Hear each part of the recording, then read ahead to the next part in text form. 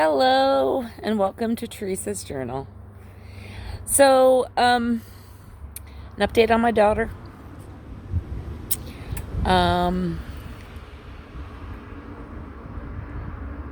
Not sleeping quite as much, interacting with the family more. Saw her dancing. That warmed my heart. Still doesn't want to interact with me, especially around mental health issues. For those of you out there with loved ones that struggle with mental health issues, there's just times when you have to give them space. I went to her and I said, what is it that I can do to help you, right now? And what she said was, give me space. And that's not what I wanted to hear. I wanted to hear hold me or hug me or, make me a meal or, I don't know, something physical I could do to help her. But the thing that she needed most from me was space. So she's processing what's going on with her. I will say this, she spends almost all of her time watching YouTube videos about mental health issues or social welfare issues, which I don't think is quite healthy because it's just a lot of information and some of it negative.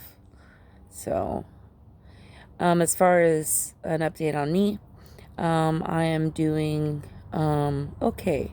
I feel a little off, like something's wrong. I know that there is nothing wrong. I have a pretty good life, but I just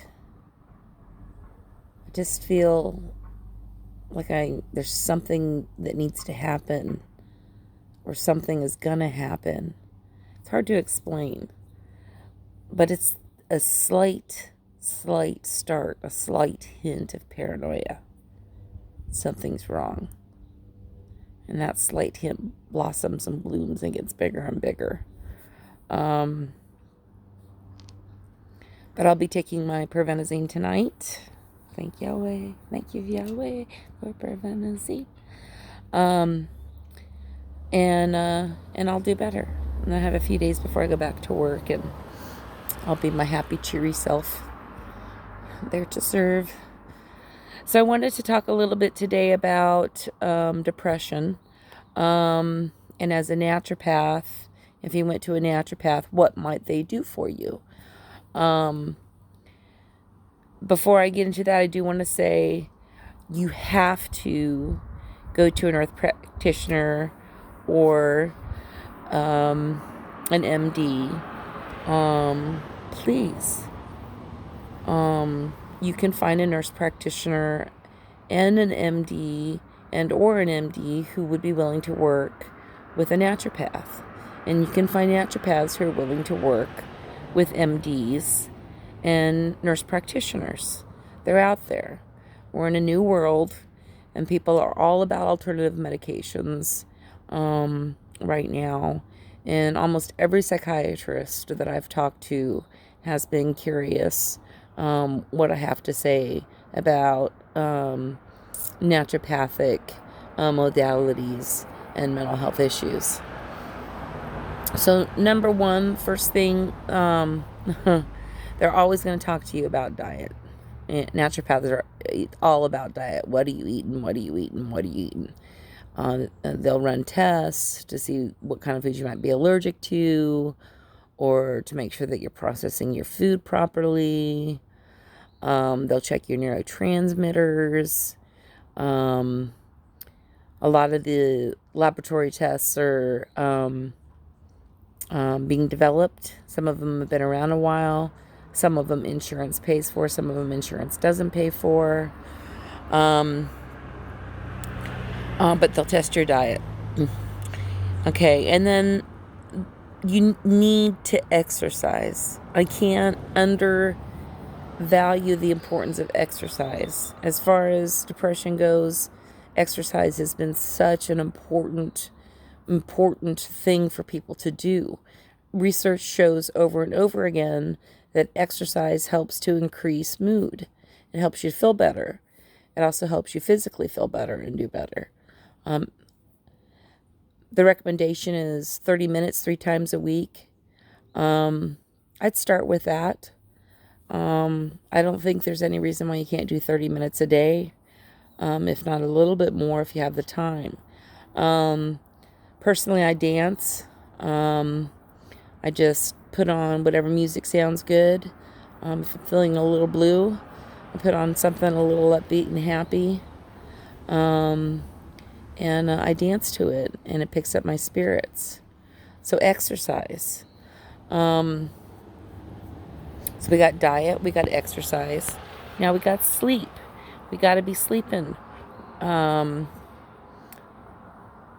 We sleep somewhere between like 6 and 11 hours a night. It just depends upon your specific needs. Some people do quite well on a fewer amount, and other people need more to do well. It's been a while since I've read the research, but it showed that people who slept longer, like 10 hours a day, were just as productive as people who slept 8 hours a day. They got just as much done during the hours that they were awake. So sleep, diet, exercise, sleep. So what else? Diet, exercise, sleep. Well, the next thing is going to be like meditation or prayer.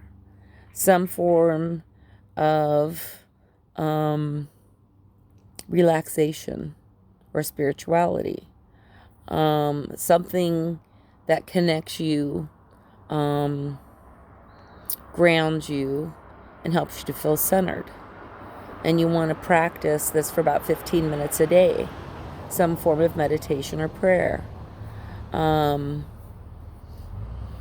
It's not that hard to do. Even journaling would work. That's a form of meditation. It's a form of prayer. It's a form of getting things out. It's also more creative, a creative way of being. Now, if you're wondering, okay, how can I meditate? How do I even start? If you go online, there's all kinds of meditation apps. There's tons of them. It's ridiculous. You can find something that soothes you. Find something that is easy for you to follow. Go through a few of them. So meditation. Now, you're probably thinking, what kind of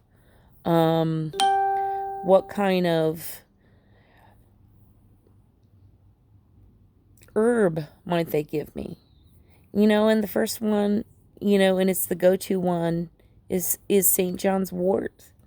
St. Johns Wort does make you sensitive to UV rays, so light. So you have to be careful about going into the sun, especially if you sunburn easy. But St. John's Wort works really, really well for depression. It's an SSRI, selective serotonin reuptake inhibitor, which means between two nerves there's this space, and the serotonin gets out into this space. But St. John's Wort blocks the spaces so that when the nerve reuptakes, which means takes any leftover serotonin back into the cell for the next time the cell talks to the following cell. It's hard and confusing if you haven't gone to medical school, or nursing school. But the point is, it happens. St. John's Wort works very well to increase the serotonin levels that are available to the body. Now, serotonin is a neurotransmitter that makes us feel a sense of well-being, of being happy and content. So St. John's Wort. Another one would be Gingko biloba. Gingko is a fantastic antidepressant as far as herbs go. And Ginkgo is especially helpful in the elderly population, because it really helps with blood circulation and blood flow. It is a platelet aggregate antagonist. That's one way to put it. You can put it many different ways, but it keeps platelets from sticking together, sort of in the same way aspirin does. Aspirin keeps platelets, which is a part of our blood cells, one of many parts, but it keeps the platelets from sticking together. And when platelets stick together, we tend to get clots, and that's how we get strokes and pulmonary embolism and many other things. But Gingko does a really good job of helping with blood flow. And because of this, elderly patients tend to do really well on it. It helps with their memory. It helps with their concentration. It helps with their ability to think, concentrate, remember. That's a really good thing. But the thing about both St. Johns Wort and Gingko is that both of them have this tendency to increase blood flow. They don't know how St. Johns Wort is doing it. They're just seeing it in some studies. So when they do recommend going on one of these herbs, they're going to screen you and see if you have any medical conditions that would pre-expose you to having a need not to be on an herb that increases blood flow, such as a hemophiliac or somebody who's on Coumadin or warfarin for various ailments. So even these herbs, there's serious side effects to them, and without the help of an ND to guide you, I just don't think you should do it. Do your own research. See if you feel comfortable. So those are the two herbs that you would most likely get prescribed. Before I end, I want to tell you, I went online to PubMed. I went online to the Journal of Orthomolecular Medicine to do some research. I read through the book Herb Contraindications and Drug Interactions by a Francis Brinker, who's an ND. My favorite all-time book, The Green Pharmacy by James A. Duke. He's got a PhD. If you want to get one book, get this book, The Green Pharmacy. This man's amazing. I had this book forever, went to naturopathic school, and even having gone to naturopathic school, it's still my go-to book on herbs. I also touched base on The Brain Chemistry Plan by Michael Lesser, MD. The Diet Cure by Julie Ross. She's a nutritionist. And then I also looked in the Clinician's Handbook of Natural Medicine. It's by a group of doctors. One thing about this book is naturopaths can be woo-woo. And by woo-woo, I mean get into things that aren't necessarily based in science. We used to say woo-woo in naturopathy, so this is a little woo-woo. So it's kind of stuck. But so in that book, it does have quite a bit of the naturopathic approaches, and some of them I just think are questionable. So you can take that book and decide for yourself what you think. So that's it for now. I'm going to end with a prayer. Yahweh, thank you for this opportunity to share some of my knowledge. Please be with those people who are in despair. I know people are feeling more depressed, more lonely, more anxious with having COVID around. Please let this reach people who might benefit from this knowledge. Let them know that they're not alone. There are many of us who struggle with mental health issues. I want you to remember, all of you, thank you, Yahweh.